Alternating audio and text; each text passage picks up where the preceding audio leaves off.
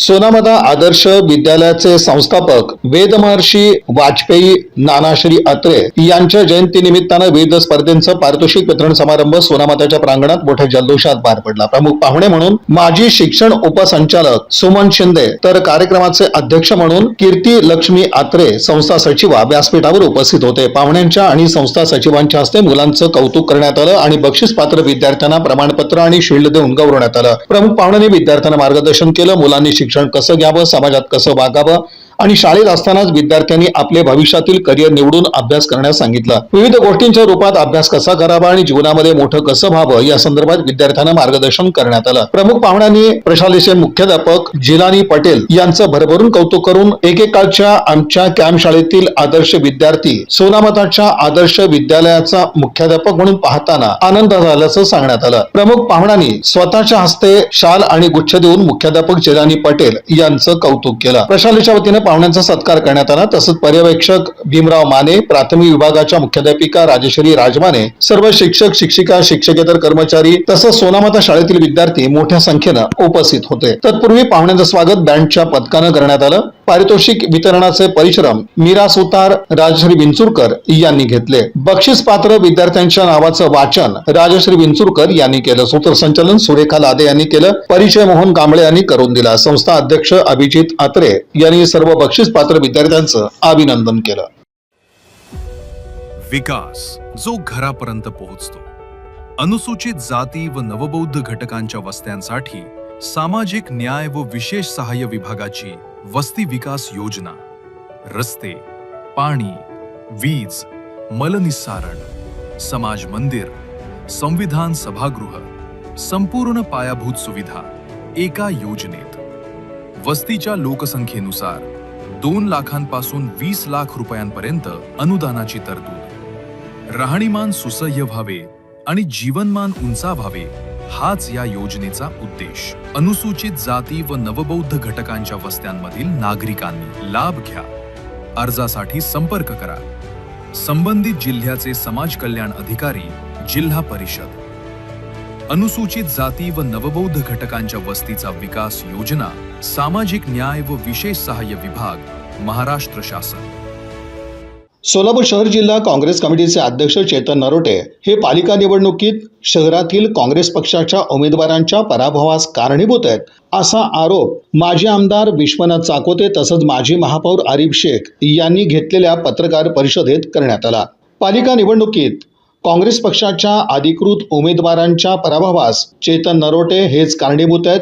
यामध्ये अनेक कारणं आहेत। पालिका निवडणुकीत प्रभाग क्रमांक 15 मधून प्रभाग क्रमांक 15 क आणि ड या दोन्ही वॉर्डाचे काँग्रेस पक्षाचे बी फॉर्म होते। ऐनवेळी त्यांनी छाननीच्या वेळेस त्यांच्या गल्लीत राहणाऱ्या भारतीय जनता पार्टीचे उमेदवार विनोद भोसले यांच्या विरोधात प्रभाग क्रमांक 15 क चे बी फॉर्म दिले आणि स्वतः चेतन नरोटे यांनी प्रभाग क्रमांक 15 ड मधून भारतीय जनता पार्टीचे उमेदवार बाबा करगुळे यांच्या विरोधात फॉर्म दाखल केला। सदरच्या निवडणुकीमध्ये पक्षाचा एबी फॉर्म देण्यास प्रभाग क्रमांक 15 मधील उमेदवारांना उशीर केला आणि काही अडचणी निर्माण होऊ नयेत म्हणून 4 ते 5 ॲडव्होकेट्सची नेमणूक केली। सदरच्या संपूर्ण निवडणुकीमध्ये काँग्रेस कमिटीचे अध्यक्ष चेतन नरोटे यांनी भारतीय जनता पार्टीचे उमेदवार विनोद भोसले दोघांनी मिळून आपल्या भागातील आणि तसंच संपूर्ण प्रभागातील क्रॉस वोटिंगच्या पद्धतीने निवडणूक जिंकली आणि बाकीच्या सर्व उमेदवारांच्या पराभवास कारणीभूत ठरले। सदर प्रभागातील सर्व मुस्लिम, दलित, ख्रिश्चन या समाजाची मतं ही पॅनल टू पॅनल झाली। त्याचा फायदा चेतन नरोटे यांना झाला, परंतु इतर समाजाची मतं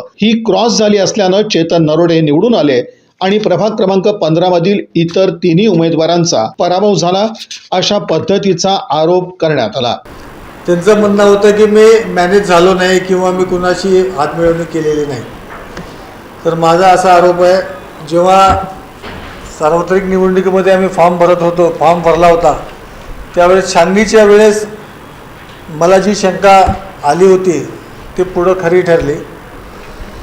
त्यांनी 1 तास लावलं छाननीचा फॉर्म एबी फॉर्म सबमिट करायला त्यांचा आणि 4-5 ॲडव्होकेट त्यांनी त्या ठिकाणी बोलवले होते की कसं करायचं, कुणाला फोन लावत होते, कोणत्या अधिकाऱ्यांना त्यांनी चर्चा करत होते। जेव्हा आम्ही आत गेलो तेव्हा 2 कॅटेगरीमध्ये आम्ही फॉर्म भरला होता, क आणि ड। आम्ही दोघं पण, मी पण अध्यक्ष पण, आम्ही दोघंसुद्धा क आणि दच्या कॅटेगरीमध्ये फॉर्म भरला होता.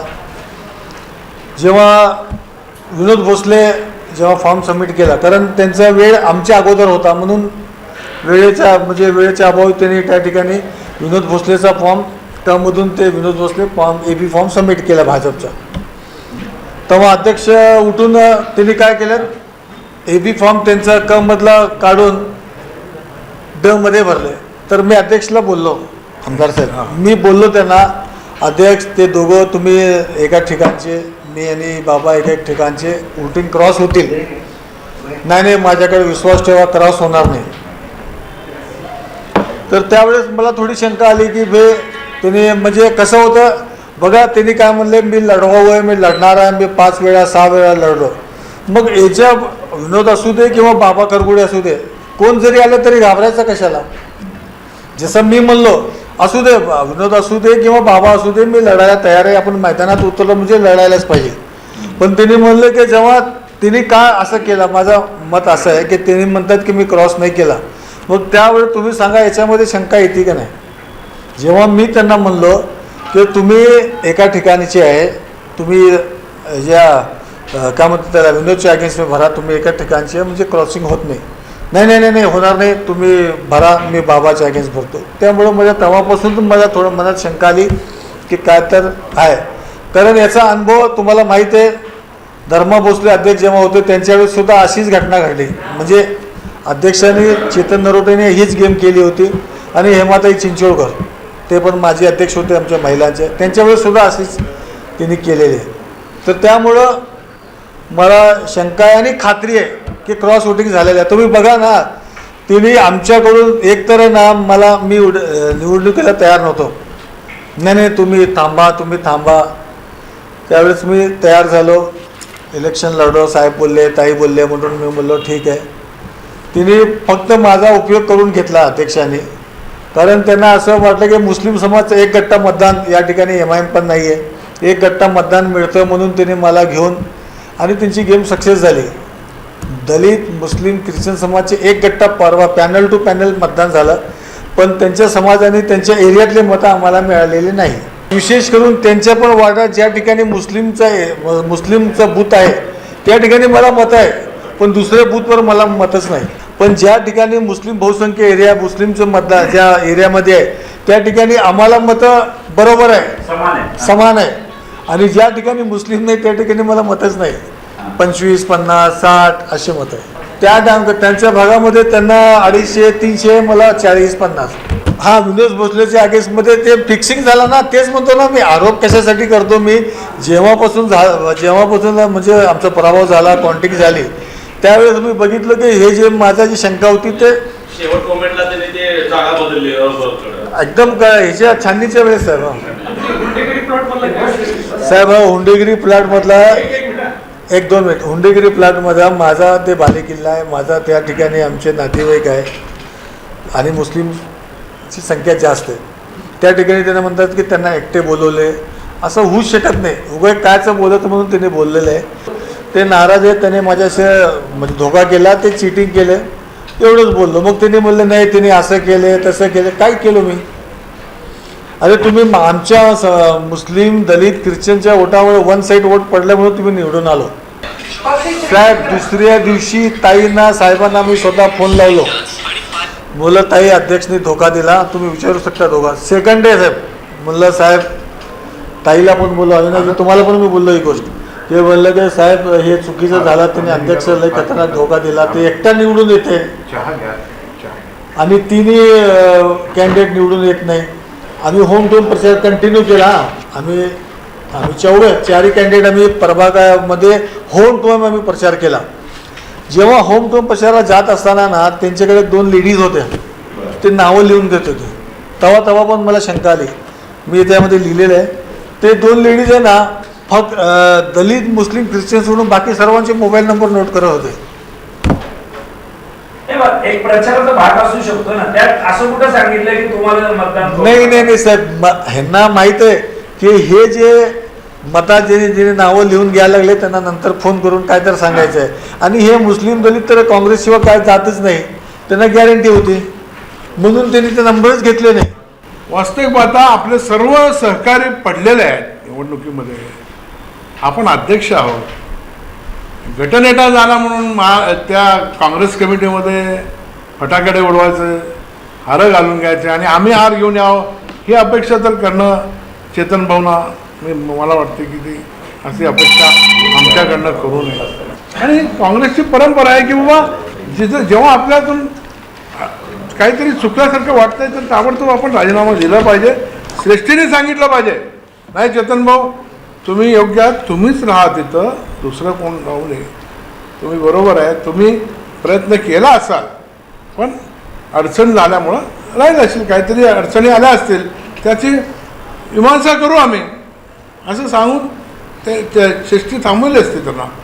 पण मी राजीनामा देत नाही म्हणणं चुकीचं आहे. वास्तविक आता आम्ही त्यांच्याबद्दल माझं काय वैयक्तिक काय चेतन नरोटे यांच्याबद्दल माझं वैयक्तिक काय दुश्मनी नाही आहे. ते आमचे पारिवारिक मित्र आहेत. माझ्या बंधूंच्याबद्दल त्यांनी जोडलं की सिद्धाराम चाकोतेंना त्यांनी निवडून आणले नाही, त्यांचा प्रचार केला नाही. आता सिद्धाराम चाकोतेंनी मला बोलवलं नाही तर मी कसं जाऊ?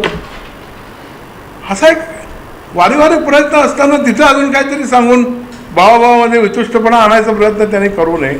मला शहराध्यक्ष होण्याचं नाही आणि माझं आता मी राजकारणात फार आता कमी करू लागलो राजकारणात राहायचं. फक्त पक्षाने जो आदेश देईल तो मी मान्य करणार आहे. पण पक्षाध्यक्ष मी त्या रेसमध्ये नाही आहे किंवा ती जबाबदारी नाही. आता नवीन लोकांना संधी द्यायची, तिथं नवीन लोकांना घेऊन काम करायचं.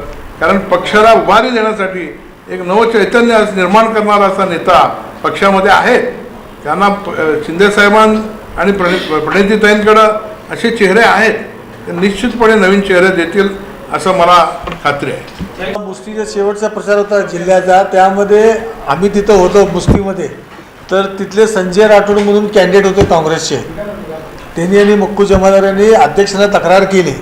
ते बातमी पण आलेली आहे कटारेच्या याच्यामध्ये सिंहासनमध्ये की प्रदेश अध्यक्षाविरुद्ध शहराध्यक्ष. कारण त्यांनी सकाळी अमोल शिंदेबरोबर त्यांनी प्रचार केला दुपारी आणि संध्याकाळी प्रदेश अध्यक्ष आम्ही काँग्रेसचा प्रचार केला. शिंदे सेना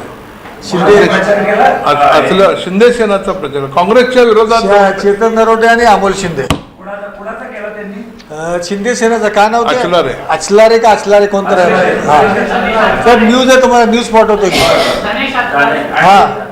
चेतन नरोटे यांच्यामुळे सोलापूर शहरातून काँग्रेस नष्ट होते. आपल्या पक्षातील कार्यकर्त्यांना ते नाराज करत असल्याचा आरोप करण्यात आला. चेतन नरोटे कार्यकर्त्यांच्या होणाऱ्या अडीअडचणी सोडवत नाहीत किंवा माजी गृहमंत्री सुशीलकुमार शिंदे, खासदार प्रणिती शिंदे यांच्यापर्यंत पोहोचू देत नाहीत. त्यामुळे काँग्रेस पक्षातील कार्यकर्त्यांची कामं कशी होणार आणि त्यामुळे सोलापूर शहर जिल्हा काँग्रेस कमिटीचे अध्यक्ष चेतन नरोटे हे पालिका निवडणुकीत सोलापूर शहरातील काँग्रेस पक्षाच्या उमेदवारांच्या पराभवास कारणीभूत असल्यानं याचं आत्मचिंतन करून त्यांच्यामुळेच सदरचा पराभव झाल्याचं त्यांनी स्वीकार करावं अशी मागणी काँग्रेस पक्षाच्या कार्यकर्त्यातून होते, असं म्हणणं देखील या पत्रकार परिषदेतून मांडण्यात आलंय.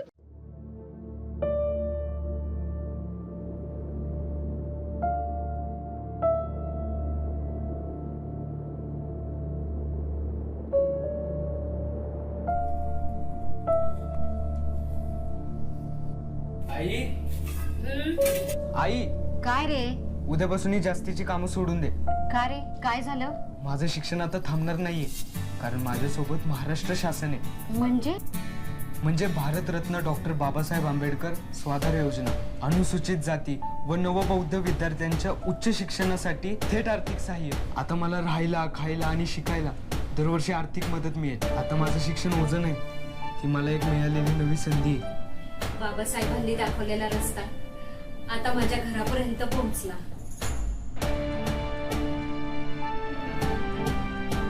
सामाजिक न्याय व विशेष सहाय्य विभाग, महाराष्ट्र शासन. छत्रपती शिवाजी महाराजांच्या विचारातून आणि कार्यातून नव्या पिढीला घडवावं या मूलभूत उद्देशानं चंद्रनील सोशल फाउंडेशनच्या वतीनं माझा शिवबा या भव्य लेखन स्पर्धेचं आयोजन करण्यात आलंय, अशी माहिती पत्रकार परिषदेत देण्यात आली. या स्पर्धेसाठी पहिला गट इयत्ता 5वी, 6वी आणि 7वी, दुसरा गट इयत्ता 8वी, 9वी आणि 10वी तर खुला गट, 10वी पुढील सर्व वयोगटांसाठी खुला असे 3 गट निश्चित करण्यात आले. चंद्रनील सोशल फाउंडेशन मागच्या दरवर्षी वेगवेगळ्या समाज प्रबोधनात्मक उपक्रमांवर लक्ष देऊन काम करत असते. समाजातल्या विविध घटकांना मदत होईल अशा पद्धतीने सरकारी योजना असतील किंवा इतर त्यांना जी काय मदत हवी असते अशा सगळ्या गोष्टींवर चंद्रनील सोशल फाउंडेशन मागच्या 10 वर्षांपासून काम करत आहे. मागच्या वर्षी मध्यवर्ती महामंडळाचा शिवजन्मोत्सव मध्यवर्ती महामंडळाचा अध्यक्ष या नात्याने काम करत असताना शिवाजी महाराजांचं कार्य नव्या पिढीला कळावं एक संकल्पना मनात रुजली आणि यंदाच्या वर्षी चंद्रनील सोशल फाउंडेशनच्या सर्व सदस्यांना माझ्या मित्रांना असं वाटलं की आपण शिवाजी महाराज पुढच्या पिढीला कळावेत, त्यांचा संघर्ष कळावा, रयतेबद्दलचे त्यांचे विचार कळावे, शेतकऱ्यांबद्दलचा असेल, स्त्री सन्मान असेल, त्यांचा अष्टप्रधान मंडळ असेल आणि त्यांचा आपलं जे स्वराज्य संस्थापनेचा जो संघर्ष आहे तो नव्या पिढीला कळावा या हेतूने आम्ही यंदाच्या वर्षी भव्य लेखन स्पर्धा आयोजित करत आहोत मोफत. आणि ही स्पर्धा सर्व विद्यार्थ्यांना आणि सर्व नागरिकांना सगळ्यांना वेगवेगळ्या गटाच्या माध्यमातून ओपन असं आहे. ही स्पर्धा दिनांक 20 तारखेपर्यंत लेख जमा करण्यासाठी खुली आहे. विशेष म्हणजे यामध्ये विजेत्यांना आपण वयोगटानुसार बक्षिसं देणार आहोत. पहिला गट आहे शालेय गट, 5वी ते 6वी 7वी पहिला गट. त्यांच्यासाठी विषय आहे शिवाजी महाराज यांचे बालपण आणि त्यांना शब्दमर्यादा दिलेली आहे 300 ते 400. दुसरा गट आहे 8वी 9वी 10वी. त्यांना विषय दिलेला आहे स्त्री सन्मान व शिवराय आणि त्यांना शब्दमर्यादा देण्यात आलेली आहे 400 ते 600. तसेच खुला गट म्हणजे 10वीच्या पुढील वयवर्ष 70पर्यंत शिक्षक, पालक, विद्यार्थी सर्वांसाठी खुली आहे. यासाठी शिवाजी महाराज आत्ता असते तर हा काल्पनिक व महत्त्वाचा विषय आम्ही दिलेला आहे. याच्यासाठी शब्दमर्यादा 700 ते 1000 शब्दमर्यादेमध्ये त्यांना वहीच्या पानावर लिहून आम्हाला पाठवायचं आहे. स्पर्धकांसाठी शिवाजी महाराजांचं बालपण, स्त्री सन्मान आणि शिवराय, शिवाजी महाराज आता असते तर हे 3 विषय देण्यात आले आहेत. स्पर्धेतील विजेत्यांना प्रमाणपत्र, सन्मानचिन्ह आणि आकर्षक रोख बक्षिसं देऊन गौरवण्यात येणार आहे. पहिल्या आणि दुसऱ्या गटासाठी प्रथम येणाऱ्या 10 क्रमांकांना प्रत्येकी 2500 रुपये, द्वितीय 20 क्रमांकांना 1500 रुपये तर तृतीय 30 क्रमांकांना 1000 रुपये रोख बक्षीस देण्यात येणार आहे. खुल्या गटासाठी प्रथम क्रमांकास 11000 रुपये, द्वितीय 7000 तर तृतीय 5000 अशी रोख बक्षिसं जाहीर करण्यात आली आहेत. आणि ही बक्षिसं आम्ही कार्यक्रम टेंटेटिव्हली पुढच्या महिन्यात घेणार आहोत. पहिल्या आठवड्यात मार्चच्या साधारण तारीख आम्ही लवकरच कळवू आणि खुल्या गटातील सर्व बक्षिसं त्याच दिवशी जाहीर करण्यात येतील. आणि लेख कुठे जमा करायचे आहेत ते पत्ता वाचून दाखवतील. आपले लेख जमा करण्यासाठी पत्ता आहे खालीलप्रमाणे: park Chowk, galaxy sports, Chowk number 26, park stadium, Raymond showroom जवळ सोलापूर. दुसरा पत्ता आहे Chandranil foundation, 90 Budhwar Peth, Mahatma Gandhi road, Tarti Naka police चौकीजवळ सोलापूर. आणि तिसरा पत्ता आहे Jule Solapur, Amul ice cream, Sahyadri foods and mineral, Vankar Nagar, Supraja pav bhaji समोर, दावत चौक, जुळे सोलापूर. प्रत्येक गोष्टीचे भाव वाढत चाललेत. लग्नासाठी नक्की काय काय खर्च होणार आहे ते समजत नाहीये. सगळंच महाग झालंय. एकट्या कुटुंबाने एवढा खर्च पेलवणं कठीण आहे. आई, बाबा, एवढी चिंता करू नका. महाराष्ट्र शासनाच्या सामाजिक न्याय व विशेष सहाय्य विभागाची कन्यादान योजना आहे ना.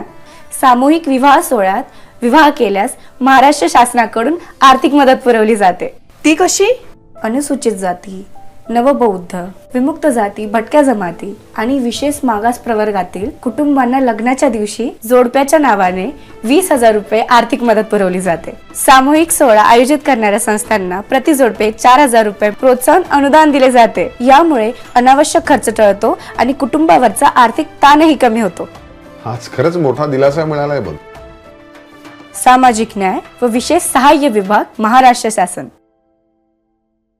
छत्रपती शिवाजी महाराज यांच्या पुतळा परिसराचं सुशोभीकरणाचं काम 16 फेब्रुवारीपर्यंत पूर्ण होईल अशी माहिती मक्तेदाराने दिली आहे. चौतरावरील ग्रेनाइटचं काम पूर्ण झालेलं आहे. लाईट आणि मावळ्यांचे पुतळे बसवण्याचं कामच शिल्लक राहिलं असून पुढील 8 दिवसात तेही पूर्ण होईल. 19 फेब्रुवारीला शिवजयंती आहे. त्याच्या आतच पुतळ्याचं काम पूर्ण करण्याची मागणी शिवप्रेमींनी केली. त्याची दखल घेऊन महापालिकेनं मक्तेदाराला नोटीस बजावून मुदतीत काम पूर्ण करण्याची तंबी दिली. त्यानंतर कामाला गती मिळाली आहे.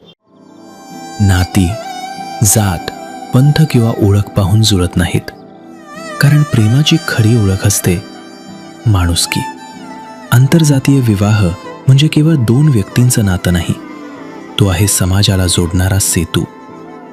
अनुसूचित जाती, अनुसूचित जमाती, विमुक्त जाती, भटक्या जमाती किंवा विशेष मागास प्रवर्गातील एक व्यक्ती आणि हिंदू, जैन, लिंगायत, बौद्ध किंवा शीख समाजातील दुसरी व्यक्ती अशा आंतरजातीय विवाहित जोडप्यांना सामाजिक न्याय व विशेष सहाय्य विभागामार्फत 50,000 रुपये अर्थसहाय्य दिले जाते. हे अर्थसहाय्य पती पत्नीच्या संयुक्त नावानं प्रदान करण्यात येते.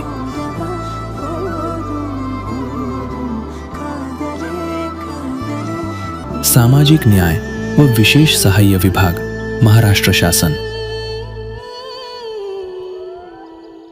1 ते 15 फेब्रुवारी दरम्यान सक्षम संरक्षण क्षमता महोत्सव आयोजित करण्यात आला आहे. संपूर्ण देशभर याचं आयोजन करण्यात आलेलं असून conserve oil and gas go green अशी याची टॅगलाईन असणार आहे. 1 फेब्रुवारी ते 15 फेब्रुवारी पर्यंत तेल विपणन कंपन्या राज्यभरात संवर्धनाबद्दल जागरूकता निर्माण करण्यासाठी आणि शाश्वत विकास आणि पर्यावरण संरक्षणासाठी वर्तनात्मक बदलांना प्रोत्साहन देण्यासाठी विविध उपक्रम हाती घेतील अशी माहिती पत्रकार परिषदेत देण्यात आली. सक्षम एक गवर्नमेंट ऑफ इंडिया का इनिशिएटिव है जो हर साल हम लोग तेल संरक्षण मतलब तेल कैसे बचा सके, तेल गैस जो हमारे नेचुरल प्रोडक्ट्स है जिससे हम भी हमारी गाड़ी की फ्यूलिंग्स और गैस ये सब चलता है उसको कैसे बचा सके उसके बारे में हम जागरूक करते हैं, ग्राहकों को, कस्टमर्स को जागरूक करते हैं. और ये हर साल 1 फरवरी से 15 फरवरी तक होता है. इसी इवेंट के लिए हम लोग कहीं साइकिल-थॉन भी करते हैं, फिर हम लोग माइलेज के बारे में डिस्कस करते हैं, फिर आपको कैसे तेल बचा सके उस बारे में है. तो आज उसी चीज़ के लिए हम लोग यहाँ पे आए हैं और वही आपको बताने के लिए हम लोग यहाँ मौजूद हुए हैं. तो इस बारे में जैसे कुछ इनपुट्स ॲक्च्युली आम्ही काय करतो, काही ठिकाणी प्रोग्राम पण अवेअरनेस प्रोग्राम देतो, सायकल किंवा वॉकथॉन अशा पद्धतीने आपण अवेअरनेस एक प्रोग्राम घेतो की जेणेकरून आपल्या इंधनाची जी जास्त खपत होते ते आपण सेव्ह कसं करता येईल. म्हणजे फॉर एक्झाम्पल आपण सिग्नलला थांबलो एखाद्या वेळेस तर आपण गाडी चालू ठेवतो का नाही, तर आवश्यकता नाही ना तिथं आपल्याला, तर ती गाडी बंद केली तर आपलं इंधन सेव्ह होऊ शकतं. आणि किंवा अत्यावश्यक सेवा असताना आपण काही वस्तू आणायला घरापासून जवळच असतात आणि त्यासाठी आपण काय करतो, 2 व्हीलर 4 व्हीलर घेऊन साहित्य आणतो. तर शक्यतो ते आपण चालून किंवा सायकलीवर जाऊन जे आवश्यक त्या वस्तू जवळ असेल तेवढं त्याचा उपयोग तुम्ही त्यात इंधन सेव्ह करू शकता. तर शक्यतो जेवढं होईल तेवढं तुम्ही इंधन बचत कसं करू शकता हे तुमच्या माध्यमातून आणि आपण एक अवेअरनेस प्रोग्राम दरवर्षी घेतोच आहे. हे भारत पेट्रोलियम कंपनी, तिन्ही कंपन्याच आहे, पण आम्ही भारत पेट्रोल कंपनीकडून आहे. तिन्ही कंपन्या हे अवेअरनेस प्रोग्राम करतात. 1 फेब्रुवारी ते 15 फेब्रुवारी पर्यंत असतात. विकास जो घरापर्यंत पोहोचतो. अनुसूचित जाती व नवबौद्ध घटकांच्या वस्त्यांसाठी सामाजिक न्याय व विशेष सहाय्य विभागाची वस्ती विकास योजना, रस्ते, पाणी, वीज, मलनिस्सारण, समाज मंदिर, संविधान सभागृह, संपूर्ण पायाभूत सुविधा एका योजनेत. वस्तीच्या लोकसंख्येनुसार 2 लाखांपासून 20 लाख रुपयांपर्यंत अनुदानाची तरतूद. राहणीमान सुसह्य व्हावे आणि जीवनमान उंचावावे हाच या योजनेचा उद्देश. अनुसूचित जाती व नवबौद्ध घटकांच्या वस्त्यांमधील नागरिकांनी लाभ घ्या. अर्जासाठी संपर्क करा. संबंधित जिल्ह्याचे समाज कल्याण अधिकारी, जिल्हा परिषद. अनुसूचित जाती व नवबौद्ध घटकांच्या वस्तीचा विकास योजना, सामाजिक न्याय व विशेष सहाय्य विभाग, महाराष्ट्र शासन.